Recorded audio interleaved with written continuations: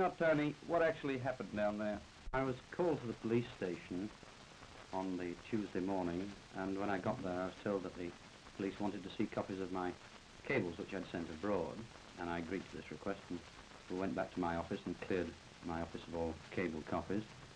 And then I was kept at the police station for some time, for about 5 hours, and then a plainclothes policeman asked me, "Where's the cable that you sent to the BBC saying that President Nyerere was dead?" And I said, "Well, I sent no such cable." And he said, "Well, it was broadcast on the BBC." So I said, "Well, I don't believe this. I don't believe that the BBC carried any such report, and if they did, I didn't send it to them." And then a few minutes later I was told that I was to be declared a prohibited immigrant and was to leave the country the following morning.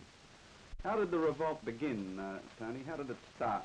Well, it began at Kalito Barracks, which is 6 miles outside of Dar es Salaam, at 2 in the morning on Sunday. And the mutineers seized the British officers, and then they came into the city and they surrounded President Nyerere's house, and they seized various key points such as the radio station and the cable office. And by dawn they were in complete command of the city. Was there any shooting and looting?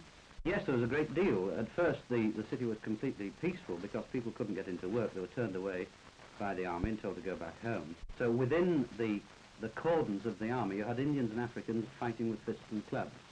And the army got themselves into a position where, despite the fact that they were in a stage of mutiny, they still had to control the mobs, and that's when the shooting broke out. Most of the shooting was over the heads of the mobs, but all in all, there were about 15 people killed.